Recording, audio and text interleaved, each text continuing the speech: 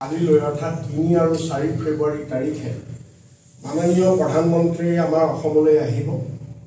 আমি তাৰ কাৰণে তেখেতক স্বাগতম জনাইছোঁ, আদৰণি জনাইছোঁ অসমলৈ অহাৰ কাৰণে। আৰু তেখেতক আমি ধন্যবাদ জনাইছোঁ।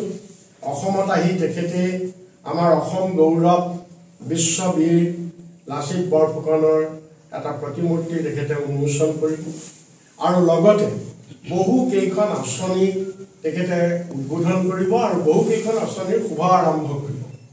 সেইকাৰণে আমি তেখেতক তৃণমূল কংগ্ৰেছৰ তৰফৰ পৰা আমি ধন্যবাদ জনাইছোঁ।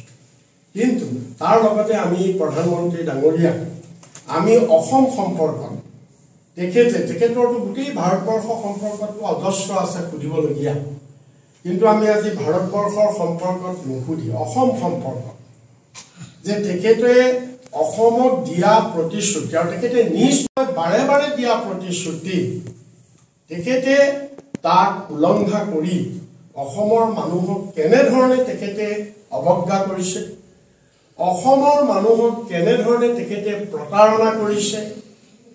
অকল আমাৰ গামোচাখন ডিঙিত ল'লে অসমক ভাল পোৱা নুবুজায়, কামেৰে অসমক ভাল পোৱা বুজাই দেখুৱাব লাগিব তেখেতে।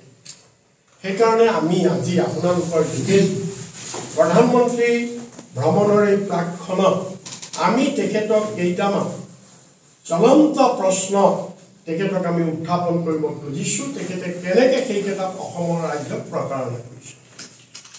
প্ৰথমটো হৈছে ২০১৪ চনৰ নিৰ্বাচনত প্ৰচাৰত আৰু বিজেপিৰ ভিজন ডকুমেণ্টত তেওঁলোকে ঘোষণা কৰিছে যে বিজেপি চৰকাৰ অহাৰ ৬ মাহৰ ভিতৰত ৬ জনগোষ্ঠীক জনজাতিকৰণ কৰা হ'ব। অসমৰ ৬ জনগোষ্ঠী টাই আহোম, মৰাণ, মটক, কোচ ৰাজবংশী, চুতীয়া, চাহ জনগোষ্ঠী। কিন্তু আজি ১০ বছৰ পাৰ হ'ল, কিন্তু এই ৬ মাহৰ ঠাইত আজি ১০ বছৰ পাৰ হ'ল, কিন্তু আজিলৈকে এই ৬ জনগোষ্ঠীৰ জনজাতিকৰণ আজিলৈকে নহ'ল। হয়, আমাৰ মৰাণ জনগোষ্ঠীকো বহুত কিবা কিবি দিছে, মটক জনগোষ্ঠীকো দিছে বহুত কিবা কিবি অনুদান, মানে কিবা কিবি দিছে, আহোম জনগোষ্ঠীকো বহুত দিছে, বহুত কৰিছে, কোচ ৰাজবংশীৰ কাৰণেও বহুত কৰিছে।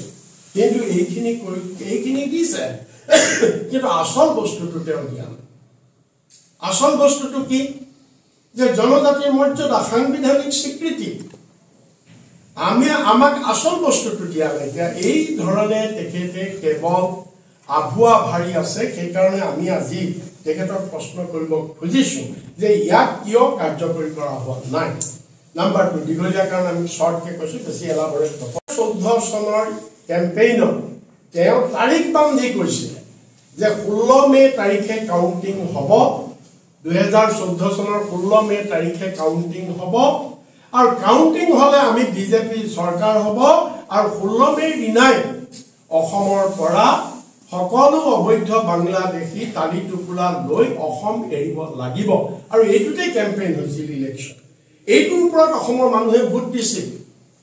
কিন্তু আজি 16 মে বাদ দিয়ক, আজি 10 বছৰ গ'ল। মোদী ডাঙৰীয়াক আমি প্ৰশ্ন কৰিব খুজিছোঁ, আপুনি কেইজন বিদেশী চিনাক্ত কৰিলে আৰু কেইজনক আপুনি বহিষ্কাৰ কৰিলে?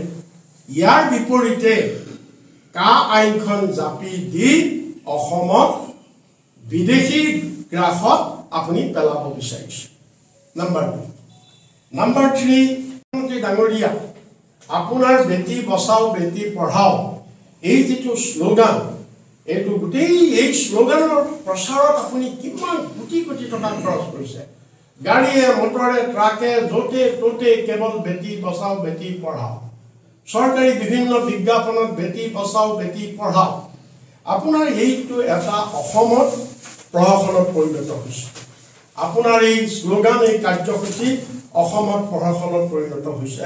আপোনাৰ প্ৰিয় মুখ্যমন্ত্ৰীৰ শাসনত কেনেকৈ প্ৰহসনত পৰিণত হৈছে তাৰ আমি তথ্য সহকাৰে ক'ব খুজিছোঁ।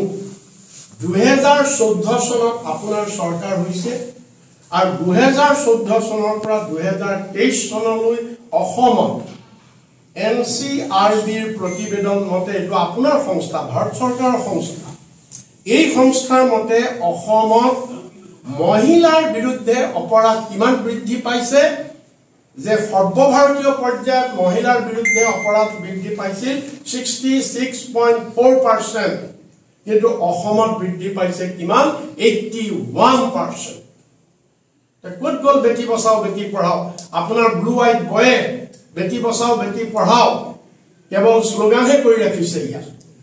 ইয়াৰ পিছত NCRBৰ 2021 প্ৰতিবেদন মতে ভাৰতবৰ্ষৰ ভিতৰত অসমে এখন ৰাজ্য য'ত একাধিক্ৰমে 5 বছৰলৈ মহিলাৰ বিৰুদ্ধে অপৰাধ বৃদ্ধি পাই আছে। 5 বছৰলৈ 5 years কণ্টিনিউৱাছলি 5 years অসমে অৰ্থাৎ যোৱা 5টা বছৰত গোটেই ভাৰতবৰ্ষৰ ভিতৰত মহিলাৰ বিৰুদ্ধে অপৰাধ অসমতে আটাইতকৈ বেছি।